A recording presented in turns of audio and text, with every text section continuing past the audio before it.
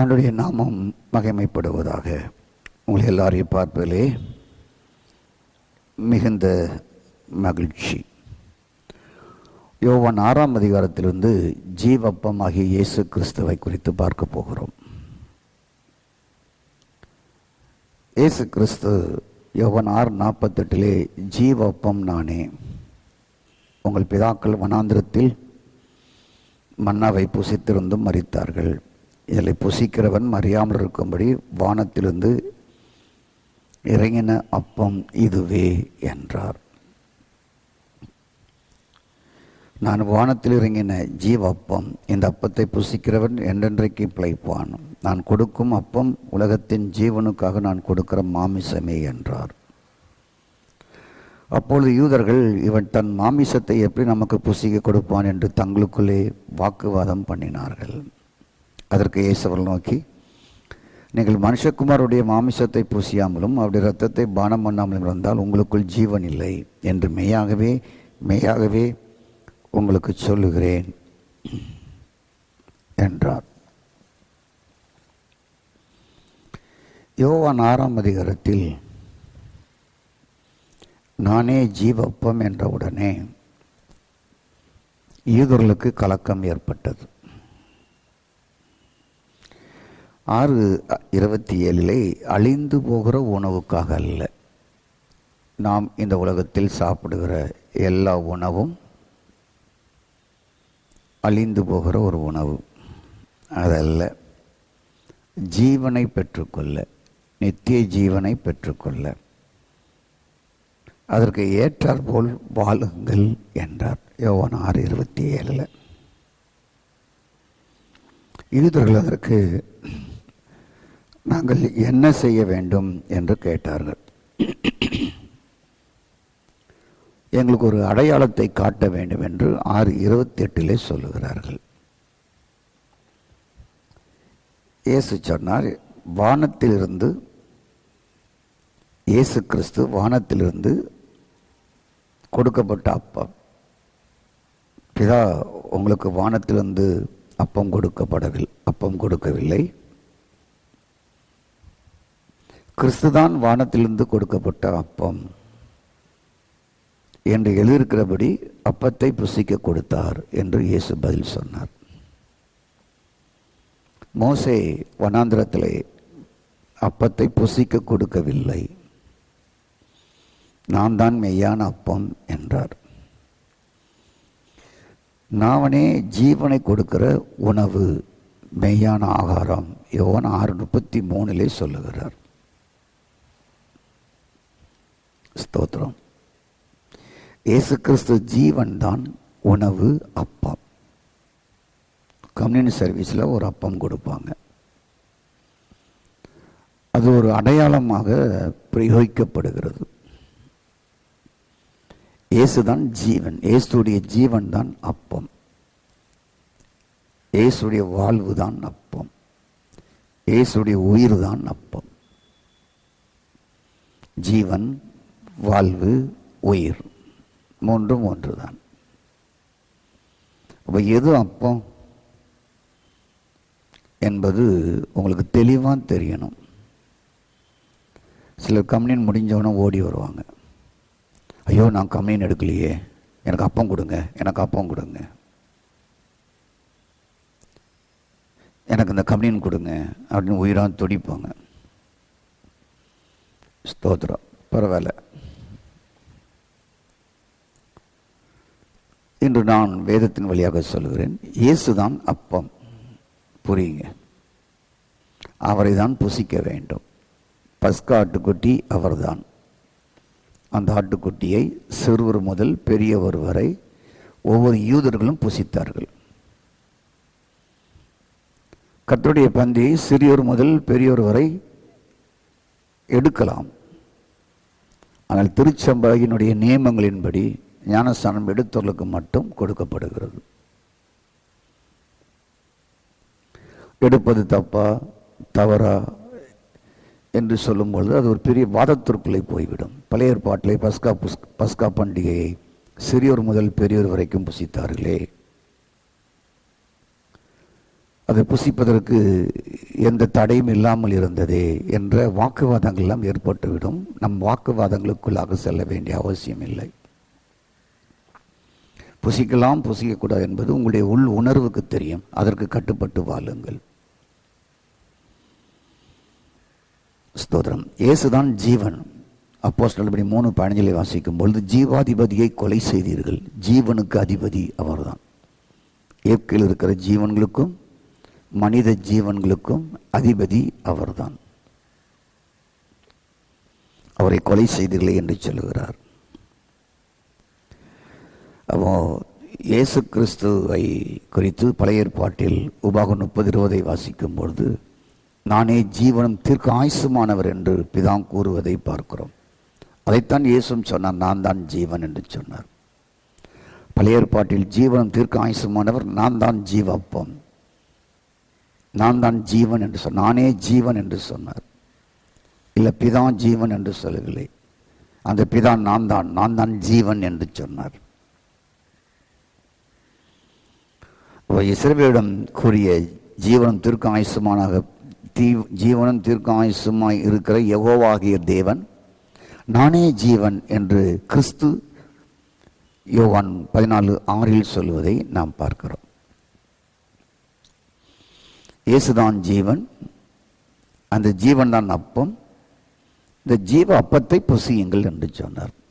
புரியுதா உங்களுக்கு? இயேசுதான் ஜீவன், அந்த ஜீவன் தான் அப்பம், இந்த ஜீவ அப்பத்தை நீங்கள் புசியுங்கள் என்றார். தன்னை புசிக்கும்படியாக சொல்லுகிறார். இப்போ ஜீவ அப்பத்தை புசிக்க வேண்டும் என்றால் அவங்களுக்கு ஒரே குழப்பமாக மாறி போய்விட்டது. இவர் தன்னையே புசிக்க சொல்கிறாரோ, மாமிசத்தை கொடுக்க போகிறாரோ என்கிற ஒரு பெரிய குழப்பம் ஏற்பட்டு விட்டது. இயேசு தன்னை குறித்து சொல்லும்பொழுது நான் தான் வார்த்தை என்று சொன்னார். 6:63 நான் சொல்கிற வசனம் வார்த்தை ஆவியாக ஜீவனாக இருக்கிறது, ஆவியானவராக ஜீவனாக இருக்கிறது, நானாக இருக்கிறேன் என்று சொல்லுகிறார். இந்த கருப்பு வெள்ளை எழுத்து அல்ல, இது கருப்பு வெள்ளை எழுத்து அல்ல. நமக்கு கருப்பு வெள்ளை எழுத்தாக அச்சிடப்பட்டு கொடுக்கப்பட்டு இருக்கிறது. இயேசு நான் தான் வார்த்தை என்று சொன்னார், நான் தான் ஜீவன் என்று சொன்னார், என்னை புசிக்க வேண்டும் என்று சொன்னார். அந்த வார்த்தை தான் ஆவியாக இருக்குது என்று சொல்லுகிறார். அப்போ வார்த்தை தான் ஜீவன், வார்த்தை தான் கிறிஸ்து, வார்த்தை தான் ஆவியானவர், வார்த்தை தான் ஆவியானவர், ஆவியானவர் தான் கிறிஸ்து தான் வார்த்தை, வார்த்தை தான் கிறிஸ்து, வார்த்தை தான் ஆவியானவர், ஆவியானவர் தான் வார்த்தை. அப்போ கர்த்தருடைய பந்தி நேரத்தில் மேஜையில் அப்பத்தை வைப்பார்கள். ஸ்தோத்திரம். அது அடையாளமாக வைக்கப்படுகிற அப்பமை தவிர மெய்யான அப்பம் இயேசுவாகிய ஜீவன், அந்த ஜீவன் வார்த்தை. இந்த வார்த்தை இதை தினமும் புசிக்கணும். இந்த வார்த்தை ஜீவனாக வாழ்வாக ஆவியாக எவ்வளவாய் உள்ளே பிரவேசிக்கிறதோ உங்கள் உள்ளான மனுஷன் இந்த வார்த்தையை புசித்து அவன் பலப்படுவான், அவன் வளருவான், அவன் விருத்தி அடைவான், அவன் செய்வதெல்லாம் வாய்க்கும். அங்குதான் 100% பலன் கொடுப்பதாக மாறுகிறது. கர்த்தருடைய பந்திக்கு முக்கியத்துவம் கொடுக்கிறவர்கள் இந்த வார்த்தைக்கு அவ்வளவாய் முக்கியத்துவம் கொடுக்காத மக்களாக இருக்கிறார்கள். அந்த ஒரு நாள் கம்யூனுக்கு 3 நாள் உபவாசம் இருந்து விரதம் இருந்து வருகிறவர்கள் இந்த வார்த்தையை எவ்வளவா தினமும் புசிக்கிறான்னு கேளுங்க, அதில் 0 இருப்பாங்க. அதில் இருக்கிற பயம் இதில் இல்லாமல் போயிட்டு, கர்த்தருடைய பந்திக்கு இருக்கிற பயம், அந்த உபவாசத்தோடு அந்த வெள்ளை உடை உடுத்துக்கொண்டு ஒரு பிரதிஷ்டையோடு வருகிற அந்த பயம் இந்த வேதத்தை வாசிக்கிறதுக்கு பயம் இல்லை. இதுதான் அப்பம், இதுதான் ஜீவன், இதுதான் ஆவி.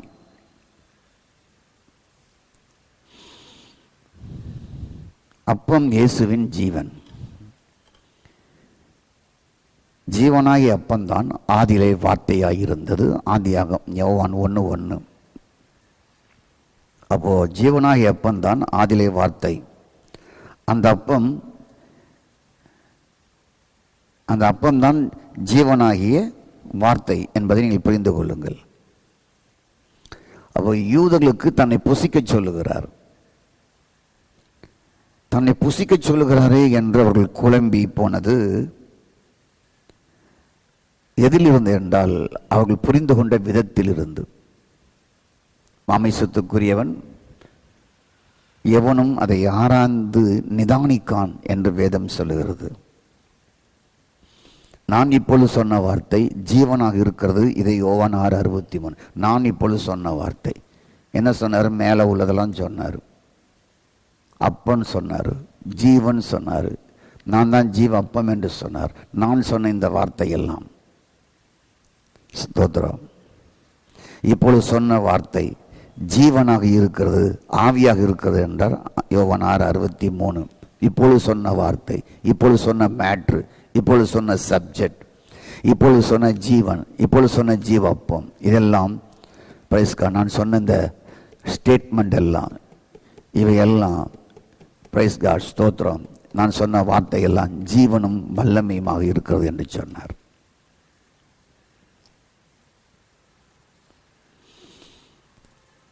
அப்போ இயேசு கிறிஸ்து அப்பம் என்று சொன்னது அல்லது ஜீவன் என்று சொன்னது, அந்த அப்பமும் அப்பமாகிய ஜீவன் எங்கே இருக்கிறது? வார்த்தையில் இருக்கிறது.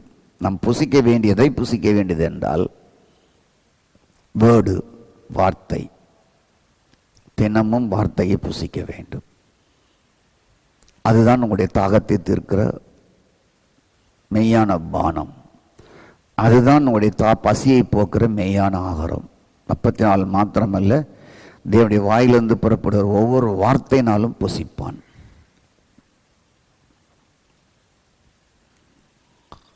ஸ்தோத்திரம்.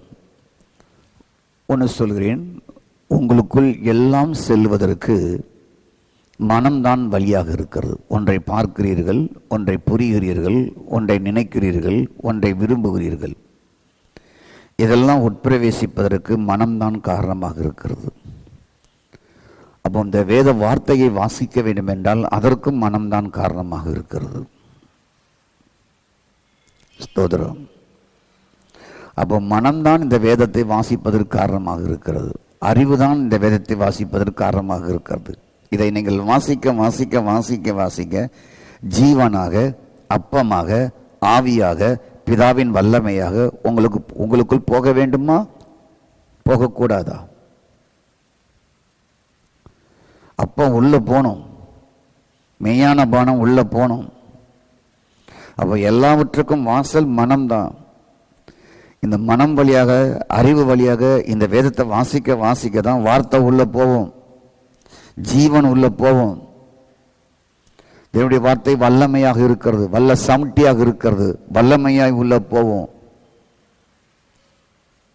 உங்களுக்கு புரியுதா? உங்களுக்கு எபிரேயர் 4:22 தேவனுடைய வார்த்தை ஆவியும் ஜீவனாக இருக்கிறது, வல்லமையாக இருக்கிறது.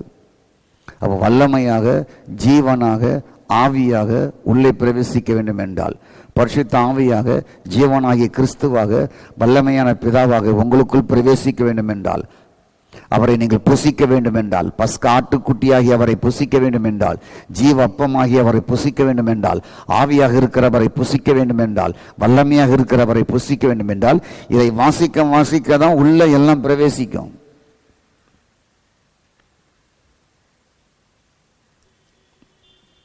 செல்லம் பரதாம கையை நீட்டி அப்பத்துக்காக நின்றுட்டு இருப்பாங்க. அதுதான் மெய்யான அப்பன்னு நினச்சிக்கிட்டு, அதுதான் ஜீவன் நினச்சிக்கிட்டு, அது ஒரு அடையாளம், அது ஒரு சிம்பிள்.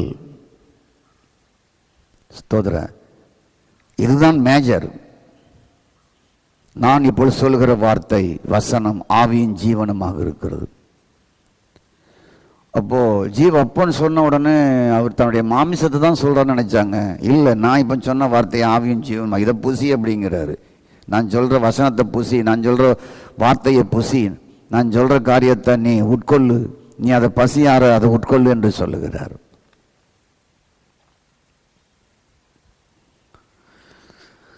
கர்த்தருக்கு ஸ்தோத்திரம். இப்போ ஆலயத்தில் கர்த்தருடைய பந்தியில் அப்பம் ரசம் நாம் புசிக்கிறோம். புசிப்பதும் குடிப்பதும் உண்டு. அப்போ அப்பமாகிய வார்த்தை ஸ்தோத்திரம் நாம் புசிக்க வேண்டும். அப்பத்தை புசிப்பது, இயேசுவின் மாமிசத்தை புசிப்பது, ஸ்தோத்திரம், அப்பத்தை புசிப்பதும் இயேசுவின் மாமிசத்தை புசிப்பதும் அது வார்த்தையை தான் அடையாளமிட்டு காட்டுகிறத தவிர வேறு எதையுமே அடையாளமிட்டு காட்டவில்லை. ஸ்தோத்திரம், நன்றாக அறிய வேண்டும். அப்போ மனம் வழியாக தேவனுடைய வார்த்தை உள்ளே பிரவேசிக்கும் பொழுது அதை விசுவாசிப்பீர்கள், மனதால் விசுவாசிப்பீர்கள்.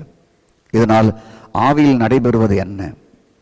மனதால் வார்த்தையை வாசிக்கும் பொழுது அந்த மனதாலேயே வார்த்தை விசுவாசிப்பீர்கள். இதனால் ஏற்படுவது என்ன? ஆவியில் நடைபெறுவது என்ன? ஸ்தோத்திரம், அங்குதான் ஜீவனை உடையவராக, கிறிஸ்துவின் உடையவராக, புது சிருஷ்டி உடையவராக உள்ளே மாறுறீங்க. ஏதோ நோன்பு விரதம் இருந்தல்ல, ஏதோ வெளி பிரதிஷ்டை பண்ணுவதனால அல்ல. தேவனுடைய வார்த்தையை உள்நோக்கி செல்ல செல்ல செல்ல, பிரைஸ் காட், வார்த்தையாகிய அந்த அப்பம் உள்ளே செல்ல செல்ல உள்ளே தான் ஜீவனை அடைகிறீர்கள், மறுரூபம் அடைகிறீர்கள். மனம் மறுரூபம் அடைகிறது, உள்ளே ஜீவன் அடைகிறது, உள்ளே கிறிஸ்துவினுடையவர்களாக மாறுகிறீர்கள், உள்ளே புது சிருஷ்டியாக மாறுகிறீர்கள், உள்ளே புதிய மனுஷனாக மாறுகிறீர்கள், உள்ளே கிறிஸ்துவை தரித்தவர்களாக மாறுகிறீர்கள், புதிய மனுஷனை தரித்தவர்களாக மாறுகிறீர்கள், இருதய விருத்தச்சேதனம் அடைந்தவர்களாக உள்ள மாறுறீங்க, உள்ளத்தில் யூதனானவனாக மாறுகிறீங்க. இந்த வார்த்தைக்கு எவ்வளவு முக்கியம். சபையில் ஜெபத்திற்கு முக்கியத்துவம் கொடுக்குறவங்க இந்த வேதத்தை வாசிக்க முக்கியத்துவம் கொடுக்குறாங்களா? நான் ஆவிக்குரிய சபையை பார்த்தே நான் கேள்வி கேட்குறேன். ஜெபத்துக்கு முக்கியத்துவம், உபவாசத்துக்கு முக்கியத்துவம் கொடுக்குறீங்களா? 40 நாள் வேதம் வாசிக்க சபைக்கு வாங்கன்னு ஒரு ப்ரோக்ராம் போட்டு கொடுங்க, யாரும் வரமாட்டாங்க. 40 நாள் இந்த சபையில் 1 மணி நேரம் வேதம் வாசிக்கணும்னு ஒரு ப்ரோக்ராம் போட்டு கொடுங்க. அது நானும் உங்க கூட சேர்ந்து உட்காந்து படிப்பேன். பின்பு அந்த ஒரு அதிகாரத்தை நம்ம உட்காந்து தியானம் பண்ண போகிறோன்னு ஒரு ஐடியா கொடுங்க, ஒரு ப்ரோக்ராம் போடுங்க. நீங்கள் போதகரும் போதருடைய மனைவி தான் இருப்பாங்க, வேறு யாரும் இருக்க மாட்டாங்க. சில நேரத்தில் போதகர் மனைவியும் இருக்காது. போதகர் மனைவி இருக்கும்போது போதகரும் இருக்க மாட்டாங்க, போதகர் பிள்ளைகளும் இருக்காது, எல்லாம் எஸ்கேப் ஆகி போயிடுவாங்க. கதிர்க்கு ஸ்தோத்திரம். அப்போ தேவனுடைய வார்த்தைக்கு முக்கியத்துவம் கொடுக்காதனால தான் சபைக்குள்ள புது சிருஷ்டி இல்லை, கிறிஸ்துவின் உடையவனாக வாழ்வதில்லை, கிறிஸ்துவின் ஆவி உடையவனாக இருப்பதல்ல, கிறிஸ்துவை தரித்தவனாக இருப்பதல்ல, புதிய மனுஷனை தரித்தவனாக இருப்பதல்ல, புது சிருஷ்டியாக இருப்பதல்ல என்பதெல்லாம் உள்ளே ஏற்படுகிறது. இது வந்துட்டுனா ஜெபம் தானா வரும், உபவாசம் தானா வரும், எழுப்புதல் தானா வரும். முதல்ல செய்ய வேண்டியதை செய்யாம பின்னால உள்ளதை நம்ம செஞ்சுட்டு இருக்கிறோம். கர்த்தருக்கு ஸ்தோத்திரம். அப்போ தேவனுடைய வார்த்தை உள்நோக்கி செல்லும் பொழுதுதான் ஆவியின் தேவன், பரிசுத்த ஆவியானவர் உங்கள் ஆவியை நுழைந்து உங்கள் ஆவியை தொடுகிறார், உங்கள் ஆவியை உயிர்ப்பிக்கிறார், உங்கள் ஆவியை ஜீவனாக்குகிறார், உங்கள் ஆவிக்குள் ஜீவனை உண்டாக்குகிறார். இவையெல்லாம் மறைவாக காண முடியாத ரகசியமாக இருக்கிறது, மர்ம ரகசியமாக இருக்கிறது. உங்கள் ஆவிக்குள் அதை செயல்படுத்துகிறார். ஆகவே தான் சீக்ரெட் ஆஃப் ஹியூமன் ஸ்பிரிட் என்ற தலைப்பை நான் கொடுத்தேன். இது இன்று உங்களுக்கு சொல்லப்படுவது மாபெரும் ரகசியமான ஒரு காரியம், மறைக்கப்பட்ட ரகசியம்.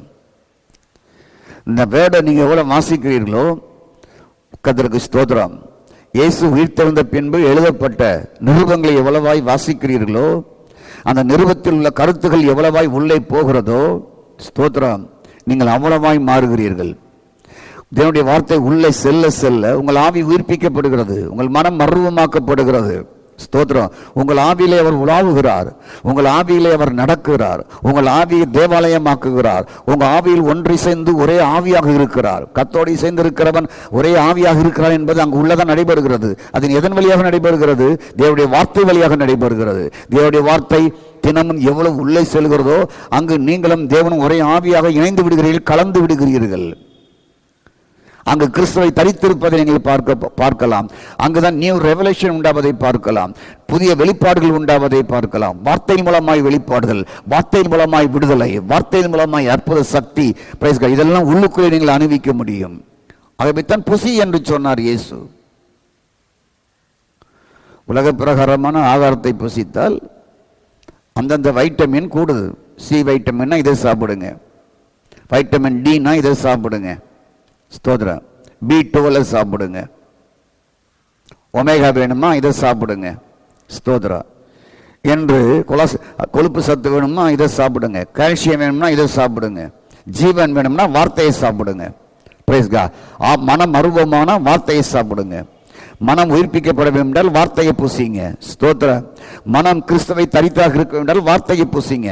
மனம் புதிய மனுஷனை தரித்தாக இருக்க வேண்டும் என்றால், ஆவி புதிய மனுஷனை தரித்தாக இருக்க வேண்டும் என்றால் வார்த்தையை பூசிங்க. வார்த்தை தான் அப்பம், வார்த்தை தான் ஜீவன், வார்த்தை தான் வல்லமை.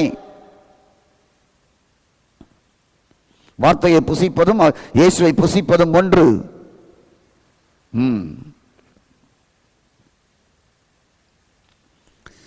வார்த்தையாகிய வேதத்தை வாசிக்கும் பொழுது வார்த்தையோ ஜீவ வார்த்தையோ ஆவியாக வார்த்தையோ மாமிசமான அவர் கிருபையும் சத்தியமாக வெளிப்பட்டார்களவா அவர் அவருடைய போதனையை கேட்பது மூலமாய் நீங்கள் வார்த்தையை புசிச்சு கொண்டே இருக்கிறீங்க. ஸ்தோத்திரம். வார்த்தையை வாசிக்கும் பொழுது அவரை புசிக்கிறீங்க. கர்த்தருக்கு ஸ்தோத்திரம். அப்போ அந்த வார்த்தை மாமிசமாகி கிருபையும் சத்தியமாய், ஸ்தோத்திரம் உண்டாவதாக, அவர் உங்களுக்குள் உட்பிரவேசித்தார். அந்த வார்த்தை மாமிசமானார், கிருபையாய் மாறினார், சத்தியம் மாறினார், உள்ளே பிரவேசிக்கிறார். இப்படிப்பட்ட போதனையை நீங்கள் கேட்பதனால ஸ்தோத்திரம் நடப்பதெனவென்றால் வார்த்தையை நீங்கள் புசிக்கிறீர்கள். இந்த 107வது பகுதியை நீங்கள் கேட்கிறீர்கள் என்றால் வார்த்தையை புசிக்கிறீர்கள். ஸ்தோத்திரம்.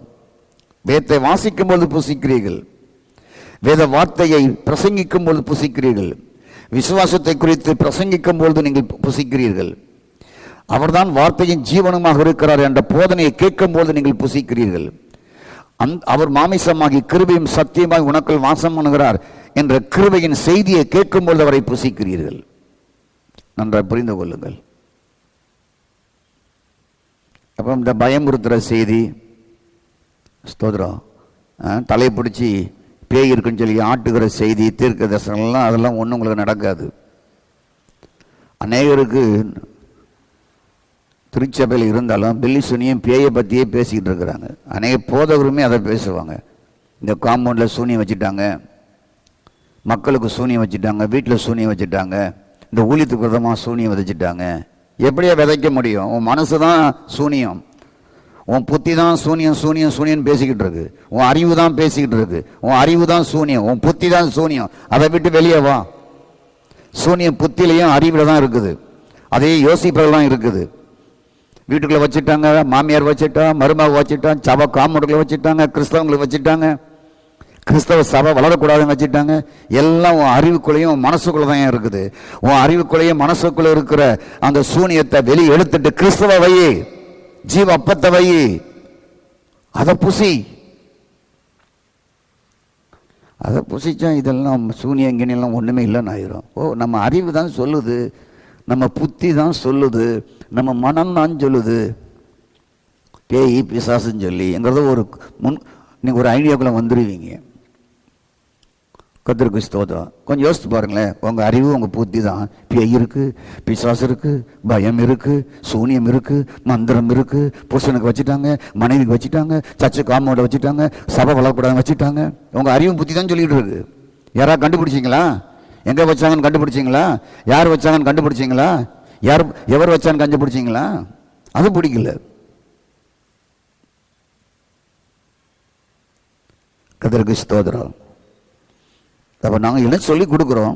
வார்த்தையாகிய ஜீவனாகிய ஆவியாக தேவன் வார்த்தையின் செய்தியை கேட்கும் பொழுதுதான், கிருபை பொருந்திய செய்தியை கேட்கும் பொழுதுதான், ஜீவனாகிய செய்தியை கேட்கும் பொழுதுதான், உனக்குள் இயேசு இருக்கிறார் என்ற செய்தியை கேட்கும் பொழுதுதான், லைஃப் இன் கிரைஸ்ட் என்ற செய்தியை கேட்கும் பொழுதுதான், கிறிஸ்துவை வாழ்வு என்ற செய்தியை கேட்கும் பொழுதுதான், பிரைஸ் காட், அதன் வழியாக ஆகாரம் உங்களுக்குள் செல்லுகிறது. உங்கள் ஆவி ஜீவனம் தேவனுடைய ஆவியை உங்களுடைய ஆவிக்குள் ஜீவனையும் தேவனுடைய ஆவியையும் பெறுகிறீர்கள். உங்கள் ஆவி ஆத்ம சர்வம் முழுவதும் உயிர்ப்பிக்கப்படுகிறது. பரம்பொருளாகிய மர்ம ரகசியமானவர் உங்கள் ஆவிக்குள் வைத்து நீங்கள் அனுபவிக்கிறீர்கள். உள்ளே இருக்கிறாங்க. இவர் வந்துட்டா இந்த சூனியம், இந்த ஏவலுங்கிற மைண்டே இருக்காதுங்க. அதுக்கப்புறம் நீ கொஞ்சம் யோசித்தீங்கன்னா நம்ம அறிவும் புத்தியும் தான், மனசு தான் சூனியம், பேய் பிசாசுன்னு சொல்லிக்கிட்டு இருந்தது. அவன் என்னைக்கோ சிலுவையில் இயேசுவோடு சேர்த்து காலியாக்கப்பட்டாகிவிட்டான். மரணத்திற்கு அதிகாகிய பிசாசானவன் அழிக்கப்பட்டுட்டான்ங்கிற ஒரு செய்தி உங்களுக்கு கிடைச்சிரும். ஏன்னா நீங்கள் எபிரேயர் 2:14 வாசிக்கும்போது அதுதான், அவனை அழித்து முடிச்சாச்சு. இந்த வாயும் மனசும் எண்ணம் தான் பேயையும் பிசாசையும் பற்றி பேசிக்கிட்டே இருக்கு. அங்கே நிற்கிறான், இங்கே நிற்கிறான், ஜன்னலில் நிற்கிறான், முருங்கை மரத்தில் இருக்கிறான், காட்டு மரத்தில் நிற்கிறான், அந்த உட மரத்தில் நிற்கிறான், இந்த காம்பவுண்டுக்குள்ளே நிற்கிறான், அந்த தெருவில் நிற்கிறான், வீட்டுக்குள்ளே இருக்கிறான், அந்த காம்பவுண்டுக்குள்ளே புதைச்சி வச்சாச்சு, சூனியத்தை வச்சாச்சு. கர்த்தருக்கு ஸ்தோத்திரம். ஆகவே என்னை பொறுத்த வரைக்கும் மனம்தான் அதை சொல்லி கொண்டு இருக்கிறது, அறிவு தான் அதை பேசி கொண்டு இருக்கிறது, அறிவு தான் பேச வைக்கிறது. ஆகவே உங்களுடைய மனதிற்குள்ளேயும் அறிவுக்குள்ளேயும் கிறிஸ்துவாகிய அறிவு நுழைந்து விட்டால், ஜீவனாகிய அப்பமாகிய வார்த்தையாகிய அவர் நுழைந்து விட்டால், இந்த பேச்சுக்கே இடம் இல்லை. அவனுக்கும் உங்களுக்கு சம்பந்தம் இல்லைன்னு ஆகிவிடும். இன்னையோடு உங்களுக்கு அவனுக்கும் சம்பந்தம் இல்லை. உங்கள் அறிவுக்குள்ளேயும் புத்திக்குள்ளேயும் ஜீவ அப்பம் உள்ளே பிரவேசிக்கட்டும். உங்களுக்கு என்ன குறை? வைட்டமின் பி குறையா, சி குறையா, அதுக்கு ஃபுட் எடுத்துக்கொள்ளுங்க. கால்சியம் குறையா, இரும்பு சத்து குறையா, அது காய்கறியை சாப்பிடுங்க. ஸ்தோத்திரம் உண்டாவதாக. வைட்டமின் சி குறையா, கேரட்டை நல்லா சாப்பிடுங்க. கர்த்தருக்கு ஸ்தோத்திரம்.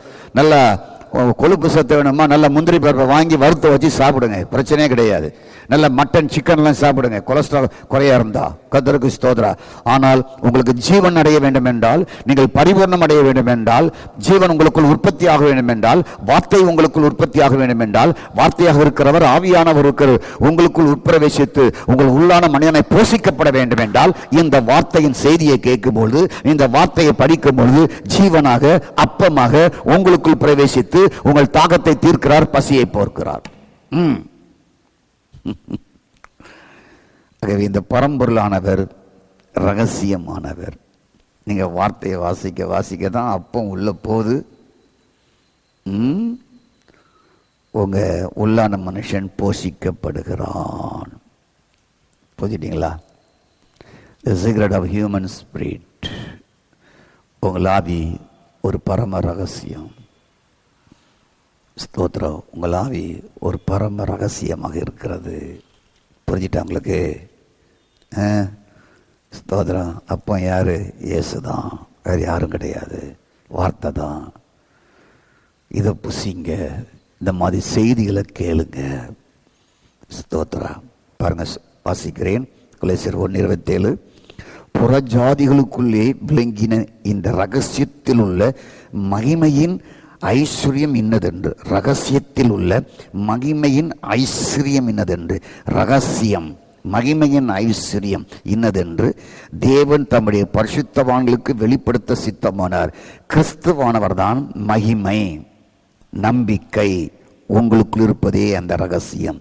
சீக்ரெட், ரகசியம், மர்மம், மகிமை, நம்பிக்கை, கிறிஸ்து. பழைய ஏற்பாட்டின் மகிமை, ஒளிந்து போகிற மகிமை, ஒளிந்து போகிற மகிமையின் ஒளியமே அவ்விதமாய் இருந்திருக்கும் என்றால் அழியாத மகிமை கிறிஸ்துவே. அந்த கிறிஸ்துவாகிய மகிமையின் நம்பிக்கை, அந்த ஐஸ்வர்யமான நம்பிக்கை, அந்த ரகசியமானவர் உங்களுக்குள் இருக்கிறார் ஜீவப்பமாக. அவரை தினமும் இந்த வார்த்தை வழியாக புசித்து நீங்கள் திருப்தி அடையுங்கள். பேய் பிசாசுங்கிற மைண்ட்ல கொண்டு வராதீங்க. உங்கள் மைண்டில் அதை ஆசை போடாதீங்க. இதான் ஆசை போடுங்க. முடிஞ்சு போனவனையும் காலியாக போனவனையும் ஆசை போடாதீங்க. கர்த்தருக்கு ஸ்தோத்திரம். ஜெபம் பண்ணி முடிப்போம். எங்கள் நல்ல ஆண்டவரே, மை துதிக்கிறோம். பிதாவும் குமாரன் பரிசுத்தாவின் நாமத்தில். ஆண்டவரே ஸ்தோத்திரம். ஜீவ அப்பம், ஜீவ அப்பம் நீங்கள் தான் வார்த்தை. அந்த வார்த்தை தான் ஜீவன். நீங்கள் வார்த்தையாக இருக்கிறீர், நீங்கள் ஜீவனாக இருக்கிறீர். இந்த வார்த்தை, இந்த செய்தியை எவ்வளோ கேட்கிறார்களோ உள்ளே ஜீவன் பிரவேசிக்கிறது. ஜீவன் உடையவராக மாறுகிறோம். இந்த வார்த்தையை நாங்கள் எவ்வளவாய் கேட்டு கேட்டு கேட்டு கேட்டு செவிவழியாய் கேட்டு மனவழியாய் உள்ளே அனுப்புகிறோமோ அங்குதான் 100% பலன் உண்டாகிறது. மகிமையின் நம்பிக்கையானவர், ஐஸ்வர்யமானவர் எங்களுக்குள் இருப்பதே அந்த பரம ரகசியம். எங்கள் ஆவிக்குள் இன்றும் இருக்கிறீர். வார்த்தை இன்னும் செல்ல செல்ல செல்ல, வார்த்தையாகிய ஜீவனாகிய ஆண்டவரே நீர் உள்ளே செல்ல செல்ல செல்ல எங்கள் ஆவி உயிர்ப்பிக்கப்படும். எங்கள் ஆவி கிறிஸ்துவின் உடையவராக மாறும். எங்கள் ஆவி புது சிருஷ்டியாக மாறும். எங்கள் ஆவி புது மனுஷனை தரித்திருக்க மாறும் என்கின்ற விளக்கத்தை இன்று கொடுக்கப்பட்டு இருக்கிறது. அதை அறிந்து அப்படியே வாழ உதவி செய்யுங்க. இயேசுவின் நாமத்தில் பிதாவே, ஆமென். கர்த்தர் செய்ய நினைத்தது அது தடைபடாது. என் தேவன் என்னை ஆசீர்வதித்தால் தடுப்பதியாது. என் கர்த்தர் செய்ய நினைத்தது அது தடைபடாது. என் தேவன் என்னை ஆசீர்வதித்தால் தடுப்பதியாது. என் தேவனால் நான் உயருவேன், என் தேவனால் நான் பெருகுவேன். என் தேவனால் நான் உயருவேன், என் தேவனால் நான் பெருகுவேன். நிச்சயம் நடக்கும், நிச்சயம் நடக்கும். சுற்றி உள்ள கண்கள் அதை பார்க்கும், என்னை சுற்றி உள்ள கண்கள் அதை பார்க்கும்.